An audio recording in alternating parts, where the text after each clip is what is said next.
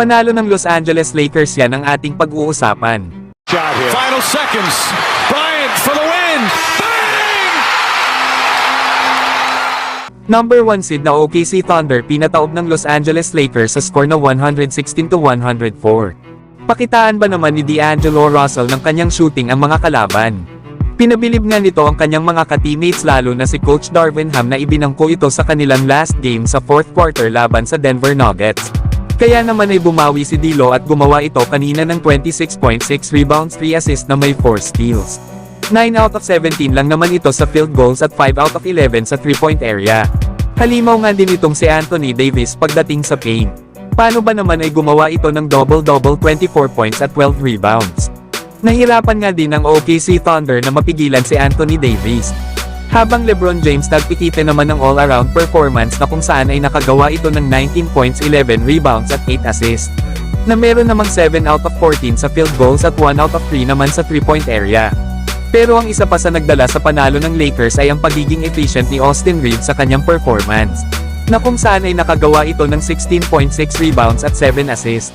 Na may 6 out of 8 sa field goals at 4 out of 5 naman sa 3-point area. Kaya almost perfect na sana ang shooting dito ni Austin Reeves. Habang pakitang gilas din itong si Taurean Prince ang 3&D player ng Lakers. Nagaling nga sa bench ay gumawa ito ng 14.6 rebounds at 1 assist na may kasama pang 4 na 3-pointers. Samantalang patuloy pa rin ang pag-e-struggle ni Spencer Dinwiddie sa Los Angeles Lakers. Sa loob kasi ng 24 minutes of playing time, ay nakagawa lang ito ng 2 points, 2 rebounds at 3 assists. 1 out of 4 naman sa field goal at 0 out of 2 naman sa 3-point area.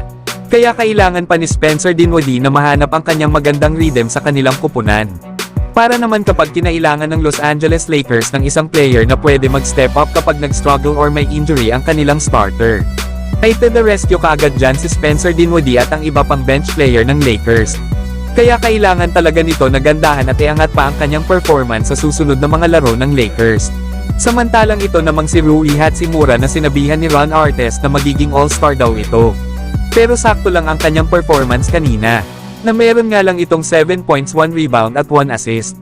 3 out of 8 naman sa field goals at 1 out of 3 naman sa 3-point area. Kaya dapat ay maging consistent itong si Rui Hachimura sa kanyang performance bawat laro. Ang pinaka nagdala din talaga sa panalo ng Lakers ay ang kanilang depensa. Paano ba naman ay nalimitahan lang naman ng Lakers itong si Shai Gilgeous-Alexander sa 20 points. Alam naman natin na automatic na 30 points pataas ang score nito sa kada laro. Pero dito sa laban nila sa Los Angeles Lakers ay nahirapan si SGA. Na meron nga lang itong 5 out of 13 sa field goals at 1 out of 2 naman sa 3-point area. Nabukod naman kay Shai Gilgeous-Alexander ay wala ng player sa kanilang kupunan ang nakascore ng at least sa 20 points. At dahil na rin sa panalo na ito ng Lakers sa number 1 seed ng Western Conference, ay maliwanag na isa itong mensahe na kaya nilang manalo sa isang contender team. Tandaan din natin mga idol na wala pa sa lineup ng Lakers ang iba nilang mga maaasahang role players katulad na lang nila Gabe Vincent, Jared Vanderbilt at Christian Wood. Na alam naman natin na kapag bumalik na ang mga yan ay sobrang lakas at solid ng second unit ng kanilang kupunan. Kaya dahil sa panalo na ito ng Lakers ay nasa 9 seed na muli sila sa West na may record na 34 wins at 29 losses. Sunod naman na makakalaban ng Lakers ay ang Sacramento Kings, na 2 beses na silang tinatalo ngayong season. At ang maganda pa nito ay never pang natatalo ni Anthony Davis itong si Domantas Sabonis sa kanilang paghaharap. Kaya pagkakataon na ni Davis na manalo dito kapag nagharap na ang Lakers at Kings sa isang araw. Pero kayo mga idol, ano ang masasabi nyo sa impressive na panalo ng Los Angeles Lakers sa OKC Thunder?